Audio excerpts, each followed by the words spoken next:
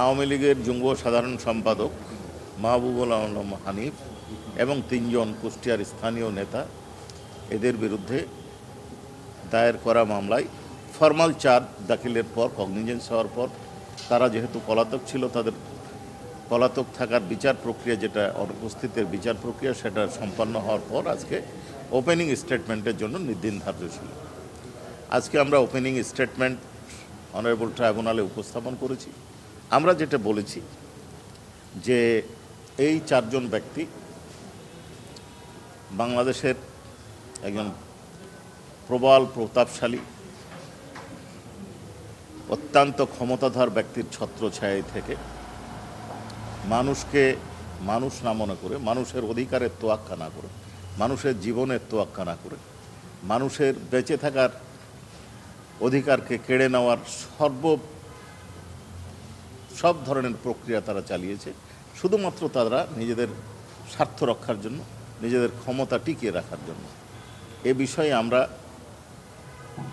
Opening স্টেটমেন্টের পূর্বে যে ফরমাল চার্জ দাখিল হয়েছে তাতে এবং চার্জ হিয়ারিংয়ের সময় বিস্তারিত উপস্থাপন করি এবং অনারেবল ট্রাইব্যুনাল সামগ্রিক দিক বিবেচনায় তাদের বিরুদ্ধে ফরমাল চার্জ এবং সাক্ষ্য প্রমাণ অন্যান্য বিবেচনায় নিয়ে অভিযোগ গঠন করে। কাজেই আমরা অনারেবল ট্রাইব্যুনালকে ইতিপূর্বেই সন্তুষ্ট করতে সক্ষম হয়েছি, বোঝাতে পেরেছি যে এই আসামিদের বিরুদ্ধে অত্যন্ত শক্ত প্রাইমারি কেস আছে। এবং এখন আমরা যেটা আজকে বলেছি সেটা হচ্ছে এই সাক্ষ্য প্রমাণের সপক্ষে, আমরা এই অভিযোগের সপক্ষে যে সাক্ষ্য প্রমাণগুলো উপস্থাপন করব তাদের একটা ফিরিস্তি দিয়েছি এবং আমরা কেন বিচার চেয়েছি তার বর্ণনা দিয়েছি।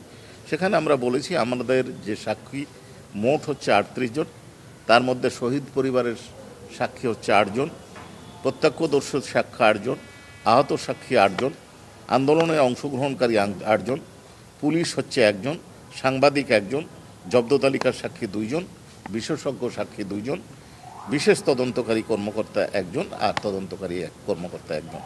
এছাড়াও আমরা যে সমস্ত সাক্ষ্য প্রমাণ ট্রাইব্যুনালে উপস্থাপন করব তার মধ্যে অডিও ক্লিপস আছে, ভিডিও ক্লিপস আছে, বিশেষজ্ঞ রিপোর্ট আছে, ফরেনসিক রিপোর্ট আছে এবং সাক্ষ্য অর্থাৎ সরাসরি যারা অনারেবল ট্রাইব্যুনালের সাক্ষ্য প্রমাণ উপস্থাপন করবেন। আমরা আরও বলেছি যে আমাদের 2টো মামলা ওই কোর্টে চলমান আছে। একটা আশুলিয়ায় যে লাশ পোড়ানোর মতো মর্মান্তিক ঘটনা ঘটেছে সেই মামলা, এবং আবু সাঈদের মামলা পেন্ডিং আছে, এই মামলার শেষ পর্যায়ে। এছাড়াও 30 তারিখে আরও একটা মামলার ওপেনিং স্টেটমেন্ট আছে। কাজেই এই সপ্তাহে বা আগামী সপ্তাহের মধ্যে আমরা এই মামলাটা সাক্ষ্য প্রমাণ উপস্থাপন না করে পরের সপ্তাহে আমরা উপস্থাপন করব। এই বিবেচনায় আগামী 8ই ডিসেম্বর মামলার পরবর্তী দিন ধার্য হয়েছে। জি, আপনাদেরকে স্যার, ঊর্ধ্বতন কর্তৃপক্ষ দায় নিয়ে কি বলেছেন, ওনারা দায়টা কীভাবে আসে এখানে হানিফ সাহেবের? হ্যাঁ, আপনাদেরকে বোধহয় আমার একটা কথা বলতে ছুটে গেছে, সেটা হচ্ছে সিডিআর।